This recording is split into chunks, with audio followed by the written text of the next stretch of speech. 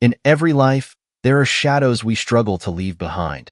Yet sometimes those shadows find a way back to us. My name is Lilith, and I'm now 30, but today, I am reaching into the past, into a chapter one once buried deeply. Some stories are not about joy or laughter, nor the warmth of family bonds. This story is different. It's about the pain that comes from hidden truths and the sacrifices made in silence. People often say love is what draws two people together in marriage, but I knew from the beginning that, for my mother and stepfather, this wasn't entirely true. There was something else, a truth I sensed but couldn't name. My mother, Isabella, was an inspiring, resilient woman who raised me alone after my father passed away. Together, we built a quiet, stable life that felt safe and predictable. She poured her energy into the small fashion boutique she owned, a place beloved by many in our town. Meanwhile, I worked toward my university degree, grateful for her sacrifices and support. Yet life has ways of surprising us in ways we never expect, and some of these surprises alter us forever. My name is Lilith, and I'm 30 years old. I want to share a past I've concealed for many years because it was too painful and hard to face. In life, there are experiences we'd never expect, but when they come, they alter everything. I could never have predicted that I'd endure such agony due to a truth that remains challenging to accept. My story isn't about romance or family joy, as many might assume, but about sacrifices and buried emotions. People often say love is the sole reason two individuals marry, yet in my mother's and stepfather's case, I knew that wasn't so. From his first arrival, I sensed something was amiss, and over time, it became clear that my mother was merely an excuse. I was the true reason he married her. My mother, Isabella, owned a modest fashion boutique. After my father passed away when I was young, she raised and cared for me until I reached adulthood. With resilience and drive, my mother not only managed our lives but also turned her boutique into a beloved spot for many. She was always a symbol of strength and independence to me. Life flowed quietly and smoothly. She continued working tirelessly in the boutique, while I concentrated on my education. Starting university was the first time I felt I had truly stepped out from under my mother's protective wing and into the wider world. My initial days brought countless new experiences, and one day, I met Mr. Matthew, who was not only my professor but also my future stepfather. Mr. Matthew, a philosophy lecturer, captivated me with his teaching style from day one. He not only deepened my understanding of the subject, but also reshaped my perspective on life. Our post-class discussions became frequent, and through them, I realized his profound impact on me. However, little by little, I began noticing something odd in the way he looked at me. At first, I dismissed it as imagination, yet this feeling steadily grew stronger. There were times during our conversations when his gaze held more than a professor's interest. It seemed to carry an intensity, a silent exchange with meanings concealed beneath the surface. I started feeling uneasy. This was not the look I was accustomed to, but one that seemed to analyze me, as though anticipating something I couldn't quite grasp. I wondered if I was reading too much into it, but the strangeness was undeniable. This sensation became increasingly distinct, and I could no longer overlook it. As time passed, not only Mr. Matthew's lingering looks, but also his peculiar behavior started to trouble me. Every time I spoke to him or simply walked by, he seemed to maneuver closer, occasionally placing a hand on my shoulder in a way that felt unsettling. These gestures seemed harmless at first, but gradually, they began to weigh on me, making me feel uncomfortable. One day, he asked me to stay after class to discuss a lecture, but this conversation was unlike the previous ones. He wasn't merely discussing the subject matter. It was as if he was stretching out a purposeless meeting. This undue attention and closeness left me feeling embarrassed and tense. The respect and professional distance that should have marked our relationship as teacher and student began to dissolve. Gradually, I started to dread seeing him as frequently as before. I invented different excuses to avoid one-on-one conversations after school. When he offered extra help, I could only decline, claiming I was busy, although, deep down, I just wanted to keep him at arm's length. I tried sitting further away in class, minimizing eye contact, and even arriving late intentionally to avoid encountering him before lessons. I believed that if I could avoid interactions with Mr. Matthew, everything would settle down. If I didn't have to face his lingering looks and odd behavior, maybe I could let go of the anxiety that had been building inside me. For the rest of the school year, I did my best to steer clear of him. Things seemed to calm down when I kept my distance, and I was convinced that all my worries were finally behind me.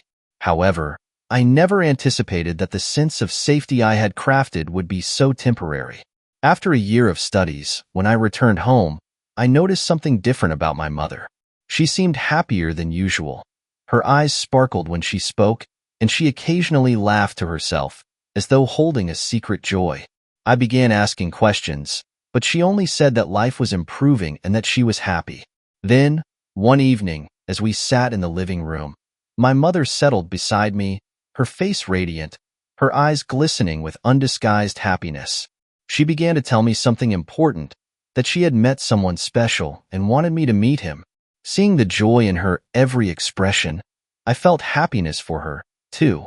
For years, my mother had raised me alone, setting aside her own happiness to dedicate herself to my upbringing. I felt relieved that she had finally found the happiness she deserved. On the day my mother planned to introduce me to this person, I was filled with anticipation. The house was spotless, the dining table meticulously set by my mother, and her excitement was unmistakable. I genuinely hoped that this person would bring my mother the comfort and joy she had sought for so long. When the doorbell rang, my heart raced with anticipation. My mother hurried to answer it, and I stood waiting in the living room, imagining the person about to step into her life. When the door opened and Mr. Matthew walked in, an indescribable shock washed over me. I froze in place, unable to believe what I was seeing. All the anxiety I had felt about him came flooding back in an instant, flooded my mind. The person my mother loved, the one she introduced with so much trust and joy, was the very person I had been avoiding all along. A whirlwind of conflicting thoughts burst in my mind. Why him? How had they met? Did he have hidden motives? My heart pounded with growing unease. All the memories of his unsettling looks and uncomfortable gestures came rushing back, clouding my thoughts. The anxieties I tried to ignore now loomed clearer than ever. I glanced at my mother, searching for any sign that she sensed the oddness of it all, but she was blissfully unaware. She was still smiling warmly, introducing Matthew as though everything was perfectly fine. To her, this was just the introduction of someone she loved, oblivious to the storm his presence had stirred in me. Mr. Matthew walked in, wearing his usual calm smile, looking polite and friendly. He greeted me, then feigned surprise, commenting that he didn't expect me to be my mother's daughter. I tried to look equally surprised, though inside I felt a deep unease. My mother, still unaware of my inner turmoil, laughed and seemed pleased that Matthew was also my teacher. They exchanged joyful remarks, calling it an amusing coincidence, while I stood by, feeling unsettled. I couldn't stop questioning who Mr. Matthew really was and why he had suddenly appeared in my mother's life in such a different role than the one I knew. Was this really a coincidence, or was there something hidden beneath it? From that moment, things proceeded as usual. There were no strange gestures or unsettling glances from Matthew. My mother and Matthew grew closer. Their bond seemed genuine, and I saw my mother happier than she'd ever been. She smiled more often and radiated joy every day. Not long after, my mother decided to remarry, and Matthew became my official stepfather. Everything went smoothly. Nothing unusual surfaced, and our family life continued in a calm, stable way. As time passed without strange incidents, I began to think I'd overreacted. Perhaps my initial worries stemmed from the stress of adapting to the changes in my mother's life and mine. Watching my mother grow happier each day, I slowly released my doubts and uncertainties. Seeing her shine with happiness alongside Matthew, I realized that her joy was what mattered most. Eventually, I accepted their relationship and wholeheartedly wished them happiness. I wanted my mother to stay in this joyful state, and I learned to welcome Matthew as part of our family. Over time, my worries faded as I saw no suspicious signs in Matthew. I started to blame myself for overthinking, allowing my baseless anxieties to cloud my view. Watching my mother's happiness with Matthew brought me peace, and I finally felt a sense of relief. At last, I felt genuinely happy for my mother, hoping her life would remain filled with joy and contentment. At that time, I believed everything would stay serene. Many months passed without any unsettling signs from Matthew, and gradually, my fears dissipated. I no longer felt anxious or suspicious of my stepfather. He was attentive to my mother and cared for our family. I truly believed my initial fears had just been a product of my imagination and sensitivity. When I was 22, I finished university and began searching for my first job. Though I couldn't find the right opportunity, I chose to assist my mother in her fashion boutique. We spent more time together, and Matthew often visited, helping with small tasks whenever he had spare moments. Everything seemed to go smoothly, and I no longer questioned Matthew's intentions. I truly believed he was a wonderful husband for my mother and had become a genuine part of my life as well. But then, on the darkest day of my life, everything shifted. That day, I came down with an illness. The fever drained my energy, and I was too weak to join my mother at the boutique as I normally would. She told me to stay home and rest, and I didn't think much of it. Only Matthew, my stepfather, was home with me since he had no need to go out that day. Initially, I felt no unease or suspicion. After all our years together, I saw him as a reliable, good-hearted person who loved my mother deeply. I lay in my room, hoping that sleep would help me forget the discomfort and fatigue brought on by the fever. However, this calm didn't last. What I never anticipated happened that day. In the place I had once thought was safest, Matthew entered my room carrying a glass of water and some pills. He told me they were painkillers to help my fever subside. His voice was gentle and caring, nothing that would have aroused suspicion. The fever had me feeling dizzy, so I didn't question it much. I only wanted to feel better and get some rest, so I accepted the pills and took them without a second thought. I drank the water, swallowed the tablets, unaware that this was only the start of the worst. At that moment, everything seemed normal, and nothing appeared out of the ordinary. After I finished drinking, I didn't notice any immediate change. I lay there quietly, thinking the fever would soon fade. However, about 20 minutes later, things took a strange turn. Matthew re-entered my room, but this time, he brought no medication or water. There was a look in his eyes that unsettled me, and when I tried to sit up, I was horrified to find that my body no longer responded. A sensation of paralysis spread through me, as if all my strength had vanished. I panicked inwardly, trying to summon any energy to break free from this immobilizing state, but I was powerless. All I could do was lie there with wide, fearful eyes as Matthew approached. He came closer, his face calm, but his eyes sparkled with a glint that sent a chill through me. I tried to move, to struggle, but my body felt completely paralyzed, unable to even twitch a finger.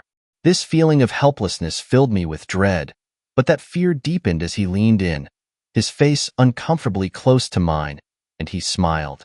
This was not the gentle, warm smile I was used to. There was something cold and disturbing in it. Then he spoke, his voice soft yet clear enough for me to hear. "I've been waiting for this chance for a long time." Horror filled me as I tried to grasp what he just said. My mind spun, desperately trying to make sense of what was happening, but everything seemed to be crumbling in that instant.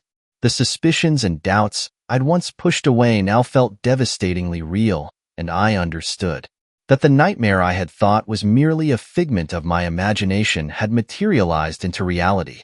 Matthew settled next to me, his gaze sharp and calculating, his smile twisted and unnerving. I lay there, paralyzed and unable to resist, forced to absorb every word he uttered. Each sentence echoed clearly, peeling back layers to reveal a horror I had never anticipated. He began explaining how, since the day I entered university, he had harbored feelings for me, constantly seeking ways to get closer. He had tried repeatedly to draw near, but noticed how I maintained my distance, denying him the proximity he wanted. His failed attempts only fueled his persistence, leading him to find another way to invade my life more profoundly. Matthew started investigating me, delving into details of my background and personal life. When he discovered information about my mother and our family situation, He decided that his path to closeness with me was through her. He schemed to meet my mother, slowly gaining her trust. Everything fell into place for him, and before I was aware, he had married her, weaving himself into the fabric of our family. As I listened to his words, it felt like I was sinking into a bottomless pit of despair. I couldn't comprehend that the life around me, the happiness I believed my mother had found, was merely a facade for his calculated plan. The realization that every moment of our family life had been a deliberate ploy left me feeling torn between disgust and profound pain. After he finished speaking, Matthew leaned toward me, his eyes gleaming with twisted satisfaction at the sight of my immobilized form. I was utterly powerless as he came closer. His eyes, once warm and soft in my mother's presence, now glinted with something predatory and ice-cold. I tried to recoil inwardly, but my body remained locked in place, defying my will. My heart raced in my chest, but I remained paralyzed, unable to escape. Then, Matthew leaned down, his hands running over me, filling me with revulsion. He asserted control, taking what he wanted without any mercy. Paralyzed, I lay there, feeling every moment of his assault, each second stretching into an eternity. I could only hope it would end, yet he showed no signs of stopping. My world shattered around me, all sense of safety stripped away. I longed to resist, to fight back, but my body betrayed me, leaving me in total submission to his actions. Time dragged on mercilessly, every moment amplifying the nightmare. I lay there, staring up at the ceiling, desperate to escape the nightmare unfolding around me. Yet, everything persisted, slow, excruciating, unyielding. The paralysis, the absence of control, allowed fear to swell inside me with each passing second. His every movement, every touch, struck at my dignity, each instance breaking pieces of me that could never be mended. Each excruciating moment stretched endlessly. All I wanted was for it to be over. When it finally ended, I lay still, feeling hollow and numb. The room around me had become a silent void, its walls holding the weight of all I'd endured. Felt cold, oppressive, and empty. Matthew rose, adjusting his clothing as though nothing had transpired, while I remained motionless, trapped in the horror I had just endured. It felt like my entire world had collapsed, that everything I once trusted and believed in had become hollow and meaningless. My mind was flooded with endless questions, throbbing with pain and fury. I couldn't comprehend how this could happen. How someone my mother loved, someone I'd struggled to accept as part of my family, could commit such a betrayal. The agony, fear, and sense of betrayal churned within, eating away at me, leaving nothing but a profound sense of helplessness and despair. Matthew cast one final glance my way, his eyes cold and void of any emotion, then exited the room, leaving me alone with the torment, anguish, and a new, consuming dread in my mind. As time passed and the effects of the drug began to wear off, I could feel control slowly returning to my body, although I was still weak and disoriented. I forced myself to sit up, every movement sending waves of pain through me, yet knowing I had to act. My hands trembled as I adjusted my clothing, trying to cover any traces of the nightmare I had just survived. My gaze fell on the phone resting on the table, a lifeline, the only means to seek help and end this ordeal. With unsteady steps, I reached for it, hands still quivering as I lifted the receiver. I dialed 911, each digit feeling heavier than the last. When the operator's voice came on, I took a steadying breath, striving to keep my voice level, and recounted everything. The police arrived within moments, but for me, every second had felt like an eternity. As they entered, the oppressive silence broke. Hurried footsteps and authoritative voices filled the air. Finally, Matthew was taken into custody. He offered no resistance, only bowing his head in silence as they handcuffed him, as though he knew that it was the end. My mother arrived home shortly after, just as the police escorted Matthew out. She saw me, visibly shaken and unsteady, standing amidst officers. At first, she didn't grasp the situation. I met her gaze, and in that instant, every ounce of my strength vanished. Tears streamed down my face as I explained everything to her, my voice trembling as I recounted the truth about Matthew, what he'd done, and the horror I had just lived through. My mother listened in stunned silence, her face a portrait of shock and sorrow. She didn't speak a word, standing as if her entire world had been shattered. When I finished, she broke down, weeping in anguish and regret, whispering the same words repeatedly. Forgive me, forgive me. But I knew that no apology could ever erase the pain we endured that day. Everything had irrevocably changed. My mother would carry a guilt she could never forgive herself for, and I would never be able to return to the life I once knew. After the police detained Matthew, a part of me felt a sense of relief, yet the pain and bitterness did not vanish immediately. I had achieved justice for myself, courageously confronting his actions, but this didn't mean that the pursuit of healing would end there. My mother, after learning the entire truth, was consumed by profound remorse and regret. She couldn't stop blaming herself for letting Matthew into our lives, for not seeing his true character.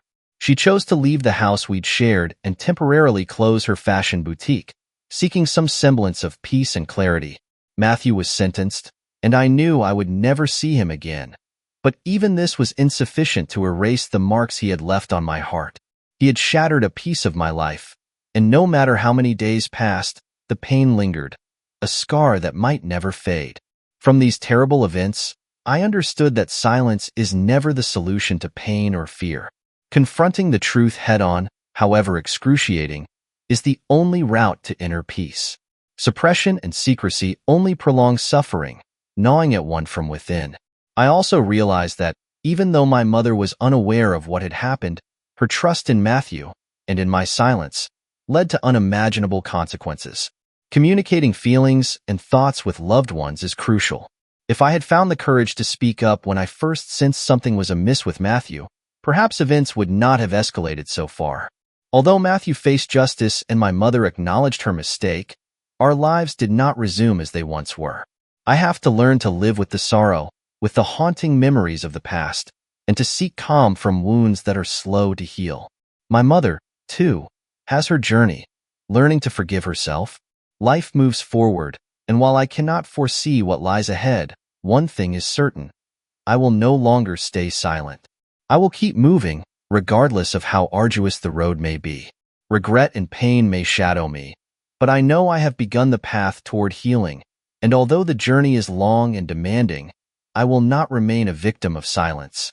I will reclaim myself and rediscover the strength I lost in that nightmare.